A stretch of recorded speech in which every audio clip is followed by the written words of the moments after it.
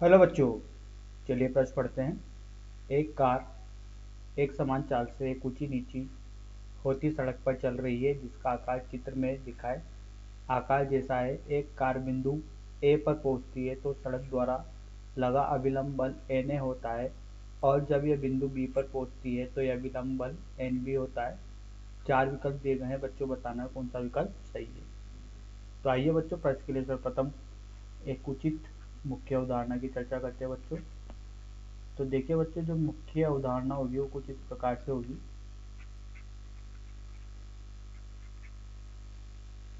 देखिए बच्चों, जहाँ पर ये एक डोरी है बच्चों, डोरी से बच्चों एक कण बंधा हुआ है जिसका द्रव्यमान m है। और बच्चों ये एक वृत्तीय पथ पर बच्चों इस प्रकार से ये गति कर रहा है बच्चों। ठीक है, तो देखिए बच्चों, जब ये वृत्तीय पथ पर इस प्रकार से गति करेगा, देखिए बच्चों यहाँ पर एक वृत्तीय पथ का निर्माण करते हैं। ठीक है,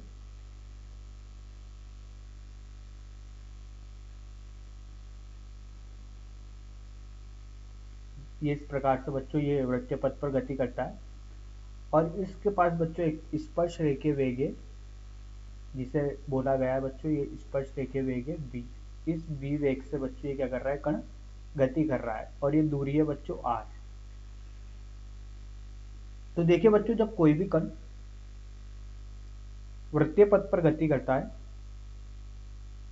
तो इस पर एक अपकेंद्रीय बल लगता है बच्चों बाहर की ओर, जिसका मान होता है बच्चों m v का वर्ग बटे r। r बच्चों वो दूरी होती है इसके केंद्र से जहां पर कण रखा हुआ होता है, कण बंधा हुआ होता है। ठीक है, और द्रव्यमान होता है उसका और v उसका स्पर्श रेखीय वेग होता है बच्चों। बच्चों ये इसकी दिशा होती है बाहर की ओर,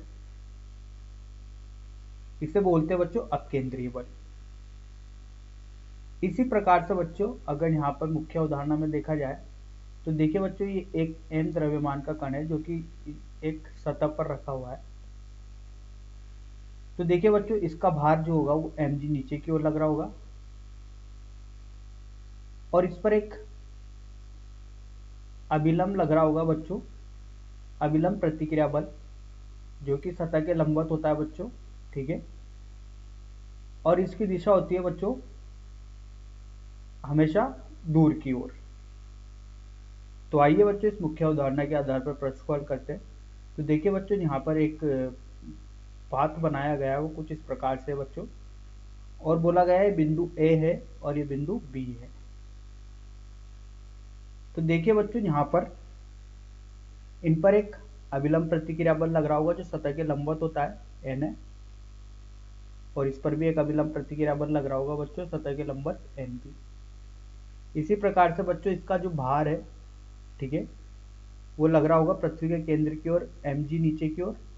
इसी तरीके से इस पर भी लग रहा होगा mg नीचे की ओर। अब बच्चों ये जो कण है वो कुछ इस वृत्तीय पथ पर गति कर रहे होंगे।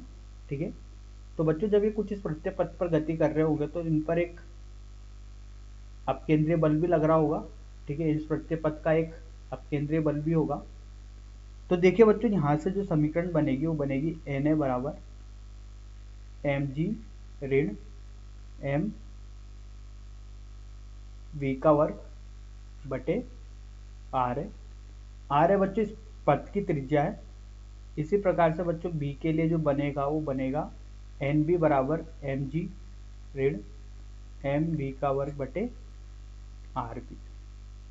अब देखिए बच्चों, यहाँ से जो त्रिज्या है वो किसकी ज्यादा है, त्रिज्या बच्चों b की ज्यादा है, किससे, a से।